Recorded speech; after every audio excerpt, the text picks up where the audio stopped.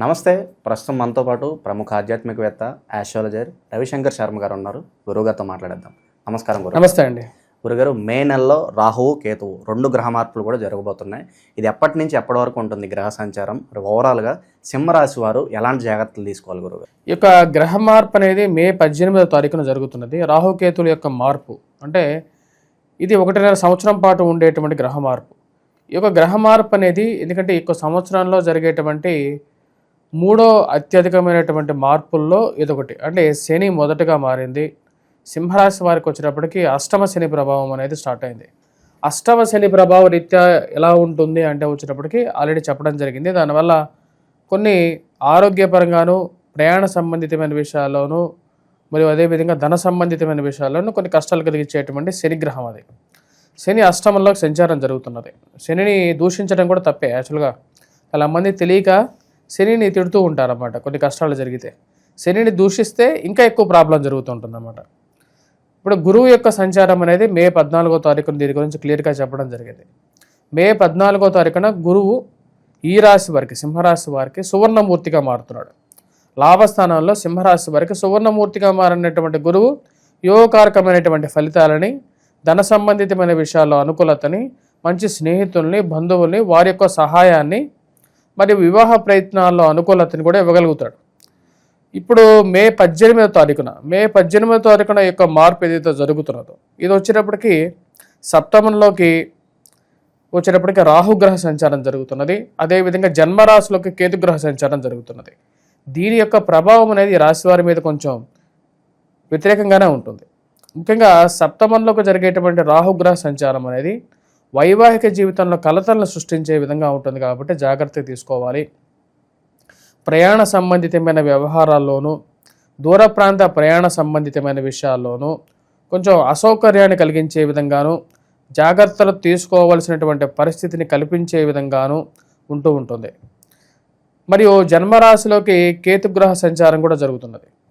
జన్మరాశిలోకి కేతుగ్రహ సంచారం జరిగినప్పుడు ఆరోగ్యపరంగా జాగ్రత్తలు, ముఖ్యంగా వయోవృద్ధులు ఎవరైతే ఉంటారో వారికి ఆరోగ్యపరంగా కొన్ని జాగ్రత్తలు తీసుకోవాలి. జన్మరాశిలో కేతుగ్రహ సంచారం అనేది అనుకూలతను అయితే మటుకు ఇవ్వదు. కాకపోతే ఇక్కడ ఏంటంటే మనం గుర్తుపెట్టుకోవాల్సింది 3 గ్రహాలు పాపస్థానంలో ఉన్నాయి. రాహువు, కేతువు మరియు అదేవిధంగా శని పాపగ్రహాలు. 3 గ్రహాలు పాపస్థానంలో ఉన్న గురువు కొంచెం అనుకూలమైనటువంటి స్థితిలో ఉన్నాడు. ఇక గురువు యొక్క స్థితి కొంచెం అనుకూలతగా ఉండటం వల్ల ఈ రాశి వారికి ఏంటంటే కొన్ని లాభాలు, కొన్ని నష్టాలు అనేది మిళితంగా ఉండే విధంగా ఉంటుంది. ఇప్పుడు ముఖ్యంగా చెప్పాలంటే సంతానం గురించి అనుకూలత అనేది కొంచెం అనుకూలంగా ఉంటుంది ఒక సంవత్సరం. ఎందుకంటే గురువు యొక్క స్థితి అనుకూలంగా ఉండటం. వ్యాపార విషయాల్లో ఖర్చు కొంచెం ఎక్కువగా ఉన్నప్పటికీ ఆ ఖర్చుని ఈక్వల్గా చేసే విధంగా, అంటే సమాన విధంగా చేసే విధంగా గురువు యొక్క అనుకూలత రీత్యా ధన సంపాదన కూడా ఉంటుంది. ఇది ఒక మంచి అనుకూలమైనటువంటి స్థితిగానే మనం చెప్పొచ్చు. అదేవిధంగా ఈ రాశిలో ఉండేటువంటి వారు విదేశాన ప్రయత్న సంబంధితమైన వ్యవహారాల్లో అబ్రాడ్ ట్రావెల్ చేయాలనుకున్నటువంటి వారికి ఈ యొక్క రాబోతున్నటువంటి సంవత్సరంలో కొన్ని జాగ్రత్తలు తీసుకొని వెళ్ళండి. విద్య నేర్చుకోవటం అనేది ఒక మంచి సుగుణం. ఆ విద్య నేర్చుకోవాలనుకుంటారు. దూర ప్రాంత విద్య గురించి ఎక్కువగా అభిలాష అనేది ఎక్కువగా ఉంటుంది. నేర్చుకోవాలనేటువంటి కోరిక అనేది ఎక్కువగా ఉండటం, ఆ యొక్క అభిలాషను ఎలాగైనా సరే పరిపూర్ణం చేసుకోవాలి అని చెప్పి దాని గురించి కొంచెం ఎక్కువగా తోడ్పాటు, ఎక్కువగా శ్రమ చేయాలని చెప్పి నిర్ణయించుకుంటారు.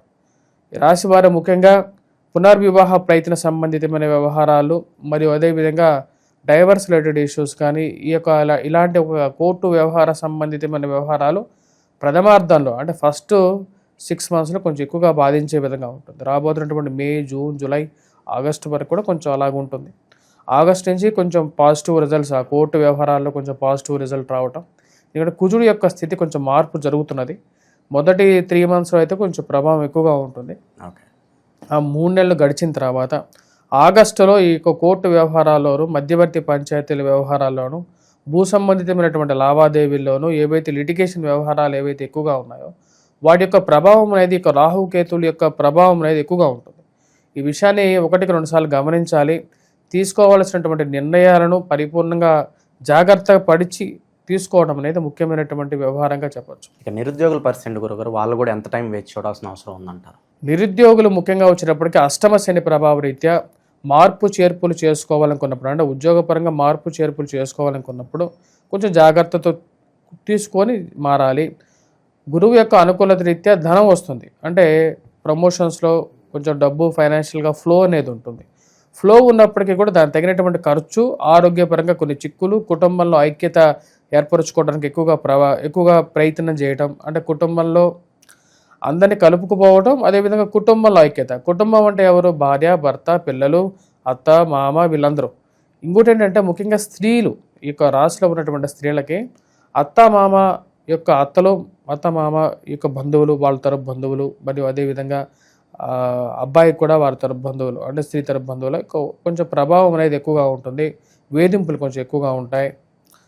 మరియు అదేవిధంగా ఫోన్ చేసేసి ఎక్కడో ఉంటారు, ఫోన్ చేస్తారు, ఒక 10 నిమిషాలు మాట్లాడతారు, మనసుని చిన్నాభిన్నం చేసేటువంటి వారు, మనసును గాయపరిచేటువంటి వారు ఈ రోజులు ఎక్కువైంది.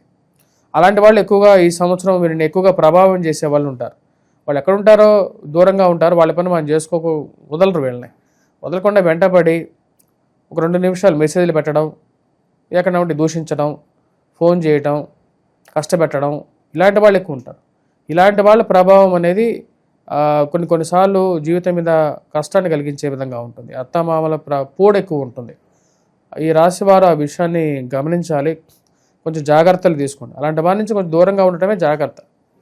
మరియు అదేవిధంగా ఆర్థికమైనటువంటి ఇన్వెస్ట్మెంట్స్, ఏవైతే పెద్ద పెద్ద ఇన్వెస్ట్మెంట్, కొత్తగా బిజినెస్లు ఆరంభించాలని చెప్పి చేయాలనుకున్నటువంటి ఇన్వెస్ట్మెంట్స్ గురించి 1-2 సార్లు ఆలోచించి ముందుకు వెళ్తే మంచిది ఈ రాశివారు. గురుగారు, ఈ సంవత్సరంన్నర పాటు వీళ్ళు కామన్గా చేసుకోవాల్సిన రెమెడీ ఏంటి? రాహుకేతు అనుకూలత కోసం ఎలాంటి రెమెడీస్ చేసుకోవాలి వీళ్ళు? ఈ రాశివారు ముఖ్యంగా వచ్చేటప్పటికి రాహుకేతు యొక్క అనుకూలత కోసం సింపుల్ రెమెడీస్ చేసుకోండి. మీ అంతటా మీరే చేసుకునేటువంటి రెమెడీస్ చేసుకోండి ఎప్పుడైనా సరే, అవే మీకు అనుకూలంగా ఉంటుంది. ఈ రాశిలో ఉండేటువంటి వారు ముఖ్యంగా బుధవారం పూట దుర్గా అష్టోత్తరం చదువుకోవాలి. దుర్గా అష్టోత్తరం చదువుకోవటం, మరియు అదేవిధంగా ఎర్రటి వస్త్రాన్ని ధరించడం, కుంకుమ బొట్టు పెట్టుకోండి. వాటితో పాటు దుర్గా అమ్మవారిని ఎక్కువగా పూజించండి. వాటితో పాటు ఎర్రటి బట్ట, అంటే రెడ్ కలర్ డ్రెస్ వేసుకోండి బుధవారం పూట. లేకుండా ఉంటే ఇంటి గుమ్మం వైపు, ఇంటి గుమ్మానికి అంటే అమ్మవారికి బుధవారం పూట పూజ చేసి, లేకుండా ఉంటే నవరాత్రులు, ఇప్పుడు ఆల్రెడీ మనకు చైత్ర నవరాత్రులు అయిపోయాయి కాబట్టి రాబోయేది ఆశ్వీజ మాసంలో నవరాత్రులు వస్తాయి. ఆశ్వీజ మాసంలో నవరాత్రులకి అమ్మవారిని ప్రతిష్ఠించే పూజ చేసే వాటి అలవాటు ఉన్నటువంటి వారు ఎవరైతే ఉంటారో ఎర్రటి బట్టని పెట్టి అమ్మవారిని దాని మీద పెట్టి ఆ విగ్రహాన్ని పూజ చేసిన తర్వాత ఆ యొక్క విగ్రహానికి కింద ఉన్నటువంటి ఆ బట్ట, ఎర్రటి బట్ట ఏదైతే ఉంటుందో ఆ బట్టని, అంటే ఆ యొక్క వస్త్రాన్ని ఇంటి ముందు కట్టండి, గుమ్మం వైపు ముందు కట్టండి. అది కొంచెం యోగ్యతని ఇవ్వగలుగుతుంది. రాహు యొక్క ప్రభావం అనేది కొంచెం తగ్గుతుంది. అదేవిధంగా కేతువు పిల్లల యొక్క ఆరోగ్యంలో కొంచెం అనుకూలత కోసం, మరి మీ యొక్క ఆరోగ్యంలో అనుకూలత కోసం ముఖ్యంగా వినాయకుడిని ఎక్కువగా పూజించండి. వినాయకుడు అధిపతి. ఓకే, ఉలవల్ని ఒక చేతిలో వచ్చేది గుప్పెడ ఉలవలు తీసుకోండి. ఉదయం లేచి ఒక గుప్పెడ ఉలవలు మీ చేతిలో ఎండబడితే అన్ని ఉలవలు తీసుకొని మిద్దెపైకి వెళ్ళేసేసి అక్కడ పక్షులు ఏవైతే ఉంటాయో ఆ పక్షులకి అక్కడ దానంగా అక్కడ పెట్టేసేసి రండి. మరియు అదేవిధంగా వచ్చేటప్పటికి వీలైతే రాత్రిపూట ఒక తెల్లటి వస్త్రంలో ఆ ఉలవల్ని పెట్టేసేసేసి మీ తలగడ కింద పెట్టుకోండి, నిద్రపోండి. దాని తర్వాత నిద్ర లేచిన తర్వాత ఆ యొక్క తలగడ కింద పెట్టినటువంటి ఏవైతే తెల్లటి వస్త్రంలో కలిగినటువంటి ఉలవలు, ఆ సంచి మూటలాగా ఉంటుంది కదా, ఆ మూటను తీసుకెళ్ళి మిద్దె పైన అది మూటను విప్పి ఆ పక్షులకు ఆహారంగా పెట్టండి. ఇలా 2 విధాలుగా చేయొచ్చు, ఏదో ఒక విధంగా చేసుకుంటే మంచిది. మరియు అదేవిధంగా ఉలవలతో చేసినటువంటి ఏదైనా సరే ఒక పదార్థాన్ని వినాయకుడి యొక్క దేవాలయంలో నివేదనగా సమర్పించిన తర్వాత అందరికీ పంచిపెట్టండి. అంటే ఏదైనా సరే 10 మందికి పంచిపెట్టడమే పరమార్థం. మన హిందూ ధర్మం అంటే ఏంటంటే దానం, అందరికీ వేరే వారికి పంచిపెట్టడమే మన యొక్క జీవిత పరమార్థం అన్నమాట. అంటే మనలో ఉన్నటువంటి మంచి, మనలో ఉన్నటువంటి శక్తి. వీటన్నిటితో పాటు శనిగ్రహ సంచారం అనేది కూడా జరుగుతున్నది. శని అంత సానుకూలమైనటువంటి స్థితిలో లేడు. వెంకటేశ్వర స్వామి దేవాలయ దర్శనం చేసుకోండి. లేని పక్షంలో ఒక 2 కేజీలు 3 కేజీలు ఇనుముని ఎక్కడ దేవాలయం కడుతున్నట్లయితే మీ దగ్గర శక్తి కొలదు, ఎంతైతే ఉంటే అంత, 1 కేజీ ఇనుమో 2 కేజీలు ఇనుమో, లేకపోతే మీ ఇంటి దగ్గర మీ ఇంట్లో ఉన్నటువంటి పనికిరాని ఇనుమో ఆ దేవాలయానికి దానం చేయండి. లేని పక్షంలో నూనె ఏదైతే ఉంటుందో ఆ నూనెని ఒక నూనెతో అక్కడ ఏదైనా ప్రసాదాలు వండుతుంటే 1 డబ్బా నూనె ఎంతో కొంత, 1 కేజీ నూనె ఎంతో కొంత దానం ఇవ్వండి. ఇలా చేయటం వల్ల ఏమవుతుందంటే నీలో ఉండేటువంటి జరగబోయేటువంటి కొన్ని అనర్థాలను నివారించడం జరుగుతుంది. ఓవరాల్గా ఈ రాహుకేతు గ్రహ సంచారం ఓవరాల్ 1.5 పీరియడ్ కూడా వీళ్ళకి ఎలా ఉంటుంది, ఎలాంటి జాగ్రత్తలు తీసుకోవాలి చాలా బాగా వివరించారు గురుగారు. ధన్యవాదాలు.